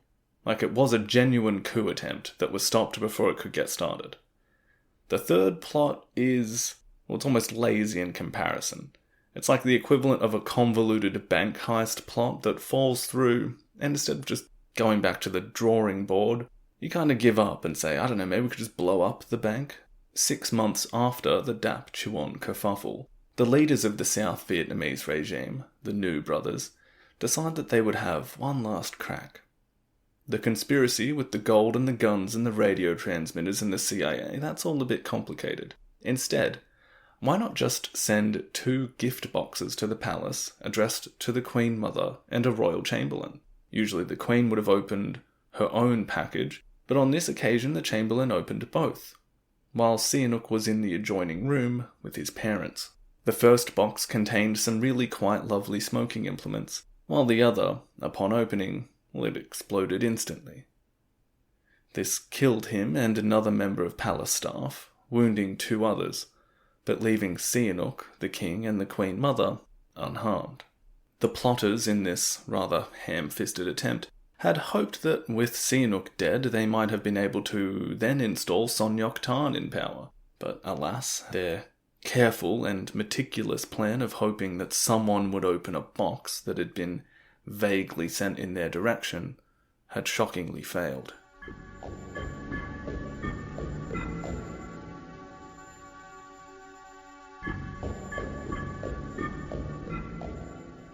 But all joking aside, put yourself in Sihanouk's shoes here. He already had a deep suspicion of the United States, built upon numerous experiences of either not being taken seriously, like the French War, when he had his claims for independence rebuffed because they didn't suit this more powerful country's Cold War fears. Add to that the lectures and cultural faux pas that presidents and their underlings or diplomats had put him through since he became the leader of his country. And now they were actively looking to finance those that sought to undermine his government, block his foreign relations, and even facilitate a coup against him. It went all the way to the top as well. President Eisenhower had been informed in January of 1959 that a coup was underway against Sihanouk in Cambodia, and those transmitters they supplied were so that the US could be kept in the loop as it progressed. Regardless of how integral the CIA were to these plots that were all kind of rolled into one big conspiracy in the mind of the prince, he had enough reason to think that some conglomeration of Sihanouk Tan and Washington and others were behind it all, and that they not only wanted him out of power, but probably dead as well. Like we said before, even if they hadn't necessarily come up with these plans, the CIA would have at least been consulted, perhaps even for approval. Sihanouk became totally distrustful of American intentions, and therefore Cambodia's relations with the US were permanently damaged. Philip Short has a really great way of describing this whole mess in a way that incorporates the American perspective too, and I always think it's worth bringing that into the conversation when we're discussing the misadventures of US foreign policy in, I'll pick a decade, but basically it comes down to, intent. Now, from their perspective, they really do see the US as they're leading the forces of good. President Reagan will later say that it was good up against an evil empire. Short writes, quote, Washington insisted on viewing the world through a deforming prism that blinded it to the realities of the countries with which it had to deal. In Cambodia's case, as in many others, this produced results exactly opposite to those America desired. Sihanouk sought closer ties with China, and eventually with North Vietnam. The US dream of an anti-communist alliance stretching from the 17th parallel to the border of Burma was definitely shattered, largely by its own maladresse. End quote. A more cliched approximation would be the chess metaphor, and using countries as pawns. The US wants to contain the evils of communism. There's a country that isn't quite going along with how they think that should work. Okay, well it would be easier if they had a different leader then. Maybe one who was friendly to what we wanted to do. Alright, well, how can we maybe help that scenario come into existence? Remember, we discussed what that realist view of international relations means, and I think that is a better way of looking at all of this. As sometimes, good and bad countries is a concept that doesn't have much explanatory value, especially when you consider the perspective of the countries themselves. We will have to come back to this question regularly over the next few episodes, as it is clear that the US will fail fairly spectacularly in Indochina, with millions of deaths as a result. And people can rightly ask, well, if there was no Vietnam War, would there have ever been a Khmer Rouge? And I find that, that's a fair question, and the answer itself is fairly clear. However, people can sometimes go that extra mile and say, well, therefore everything that happened after the Khmer Rouge came to power is also the fault of the US. Now, I don't think that's quite the case. I don't think it's that simple, which is one of the reasons why this series started explaining the story from a point prior to the Industrial Era. If we were to condense it into a nutshell, yes, there is blood on US hands, but also on many others. There is not some finite amount of blame available. Everyone will get a chance to get their portion. But as I said, we will be coming back to this quite a bit as the season rolls on towards its tragic conclusions. Anyway, for Sihanouk, he has been pushed further to the left by these attempts at removing him. But he did not completely trust the North Vietnamese either. But on the balance of things, you're probably going to trust them slightly more than the guys who just literally tried to kill you. So the situation will continue to evolve where Sihanouk is well aware that there are several thousand Vietnamese communist troops more or less permanently based in areas on the border. But he will be reluctant to get rid of them. As we touched on in the last episode, this could be because he had a deal made at the end of Geneva that ensured this relationship. But also, as events have transpired, these troops stationed in Cambodia, they were kind of aimed at undermining a regime which had just tried to have him killed. Enemy of my enemy kind of stuff, right? I mean, it's not an ideal situation, nor is it a particularly stable one. And those of you who remember the introductory episode to this whole series will recall how this issue in particular will have ramifications. Perhaps being the central one that brings the Vietnam War spilling over the borders into Cambodia, and, everything that will come of that. But for now, the plots against him allowed Sihanouk to continue to place himself at the centre of Cambodian politics. He could say his policies and actions were the only things keeping these nefarious outside influences from ruining the country, but also served as a focus away from any domestic issues that probably required a greater deal of attention, like economic or social issues. Issues of inequality that, if they were allowed to ferment, would provide something for radical communists to use as a means of attracting more support. Now, speaking of the communists, following these plots against Sihanouk, the prince made a few moves that would see his Sankum movement also begin absorbing some prominent leftist politicians into its ranks as well. Remember, the Sankum is supposed to be this one monolithic party that represented both sides of the Cambodian political scene. So having a mix of persuasions in there provided a counterbalance for all sides and allowed Sihanouk to play the role of this, in Philip Short's words, supreme arbiter, playing off one side against the other. Those included in this new Sankum setup included a couple of radicals who had been part of the Circle Marxiste, including Hu Yuan, and another which had travelled to France aboard the same vessel that Saloth Sar had, Uk Ven. In later years, even Cambodian communists who would go on to be part of the Khmer Rouge government will be invited into the Sankum, like Khieu Samphan. But, like all things about Sihanouk's political manoeuvrings in this period, there are two sides to his actions. Like, he might have been inviting a few leftists into the Sankum, but the communists were still being mercilessly repressed.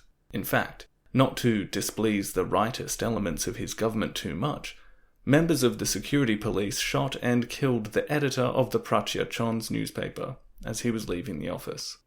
The assailants were never caught, as you'd expect, and Short contends that while this was meant to reassure conservatives that even though relations had become strained with the United States, the communists would still be kept at the margins. But in the same week that this communist newspaper editor is killed to send a political message, Sihanouk himself would contemplate and articulate some of the issues of this worldwide ideological battle and what it meant for Cambodia, in a similar fashion to how he eloquently described Cambodia's difficult position regarding the French toward the end of the First Indochina War.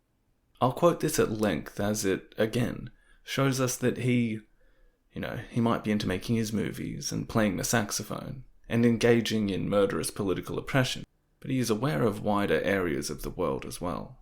Anyway, here is his thoughts on communism, democracy, and the Cold War as it was in 1959. Quote, "The constant progression of communism throughout the world is undeniable, and I cannot see what will stop it and make it retreat. The Western conception of democracy seems to me the only one that is worthwhile from the viewpoint of the human condition, of human rights and freedom.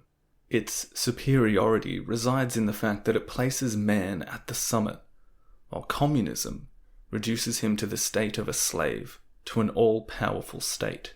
But the great weakness of Western democracy is its failure to deliver social justice. In most of the countries where they build up military forces as a rampart against totalitarian, freedom-hating communism, Our American friends close their eyes to the violations of democracy perpetrated by the governments concerned. The West must try to understand that its aid will never cure the red fever if it is used to prop up regimes which lack the support of their own people." End quote. So, I think that's a fairly accurate reading of the situation. He is saying, obviously, communism is contrary to human flourishing, and rights, and freedoms. But in an effort to contain communism, the West is propping up these states that are employing starkly non-liberal methods of rule as long as they are seen as halting that spread. We will see a lot of this when we look at the case of South Vietnam, and it really does become this quite hard question of how to manage these things, and one where you can probably recognize the good intentions, but perhaps see the failures in how it was managed on the ground. It should also be pointed out that there is, a level of hypocrisy in Sihanouk's statement as well. Like, he had already used some fairly brutal means of keeping his opposition marginalized. And now, how do you think a few attempts on his life are going to affect that? He'd become willing to do whatever he thought necessary to secure his version of Cambodia, and questioning his authority became dangerous. The prince was already well on his way toward a kind of dictatorship, and the death of his father, King Suramarit, who had taken the throne once Sihanouk abdicated, only served to speed up this process. The Queen Mother, Kosamat, is placed on the throne soon after. Meanwhile, a constitutional amendment that made Sihanouk head of state for life was passed. Anyway, before we kind of sign off on Sihanouk and where he is taking Cambodia at this time leading into 1960, the time where this tightrope that Sihanouk begins walking on becomes really apparent. But the bigger picture around all of this, and what he's alluding to in that quote we just went through, is that he's kind of aware that there are outside forces that are going to be influencing Cambodia more than the things that he himself can control. These foreign pressures and weather patterns, as I've been calling them, which have had decisive influence on Cambodia for centuries now. There are just 10 short years between this point in the story and the point in which Cambodia becomes caught in the literal firestorm that spills over the borders of Vietnam. And there will be elements inside Cambodia, those that have spent years planning, waiting for a scenario like that in which to make their move to claim power.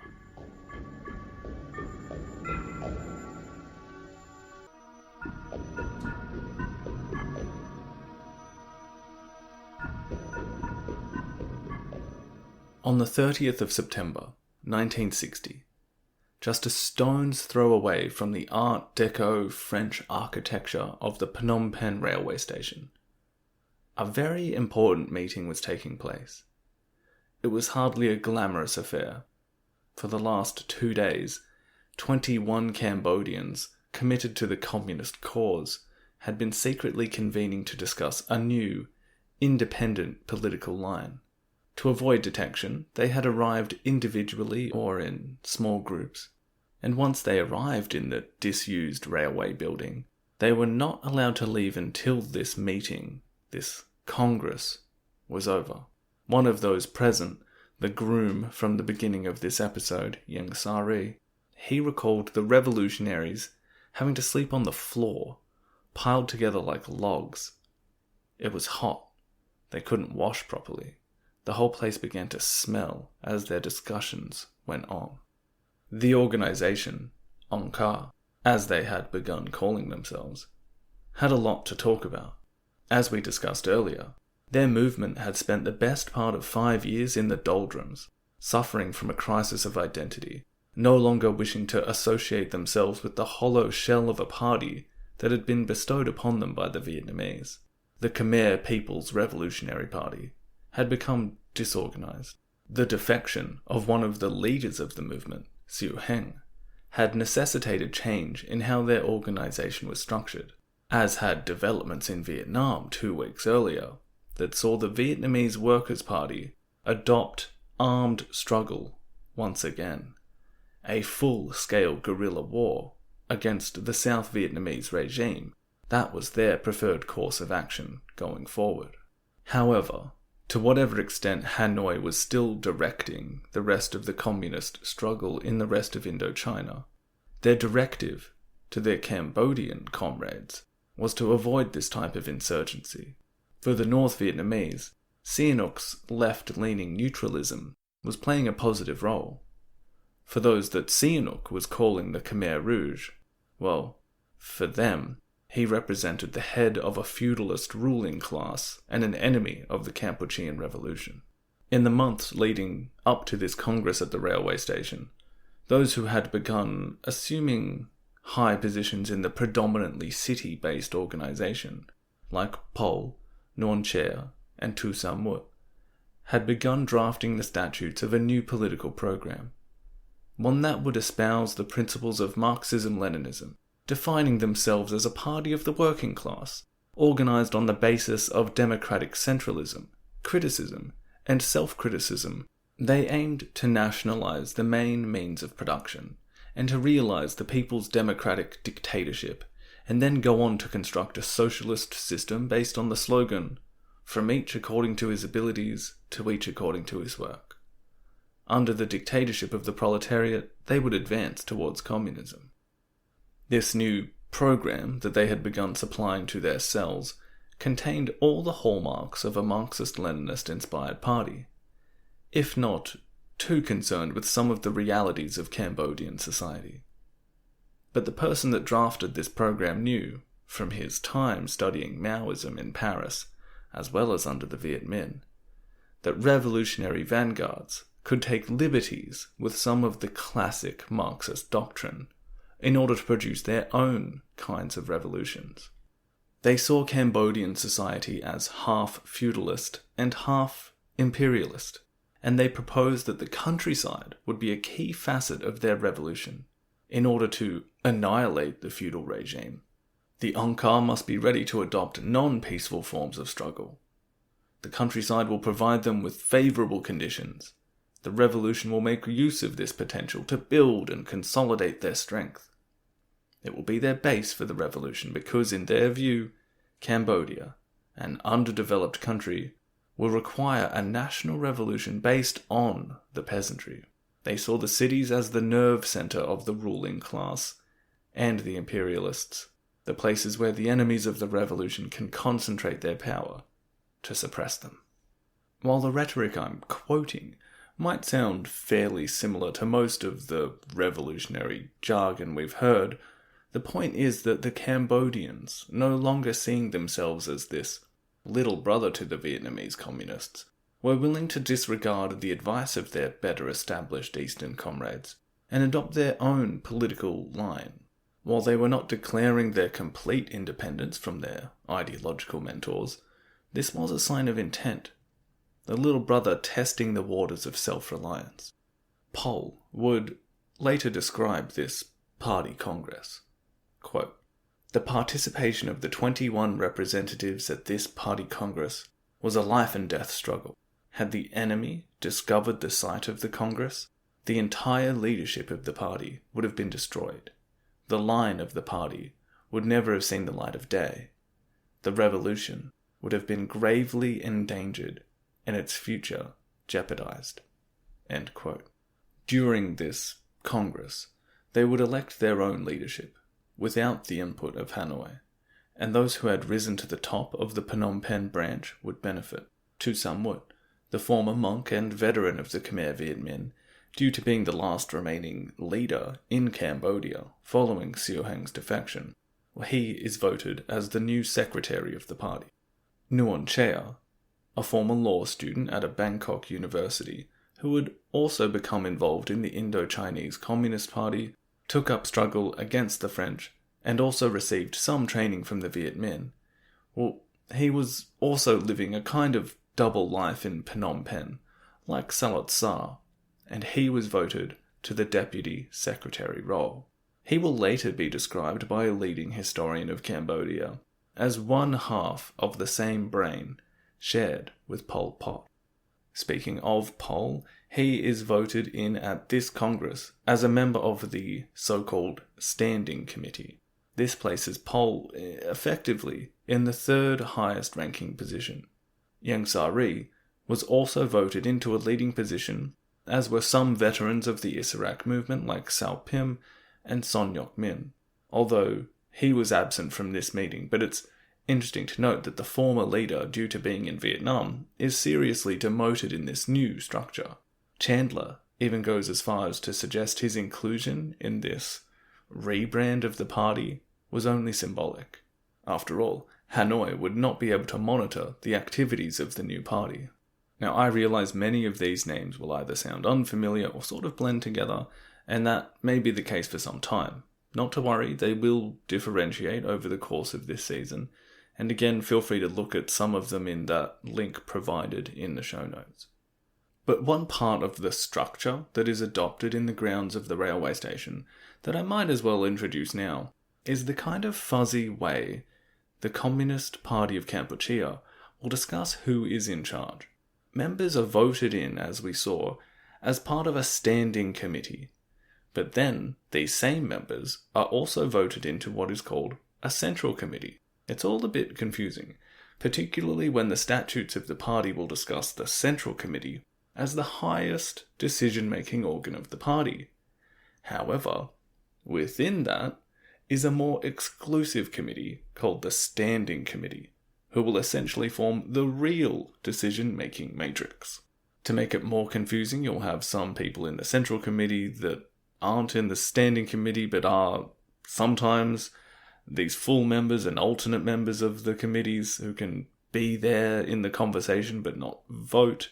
Anyway, what it will boil down to is that there will be a very select few who genuinely make the decisions on policy, but will come to that after a token amount of discussion amongst themselves. This will become more apparent when we are actually talking about the functions of the state that they preside over, Democratic Kampuchea, as well as discussions of how the direction and ideology of a group of leaders is communicated to those in lower rungs and eventually down to the village level.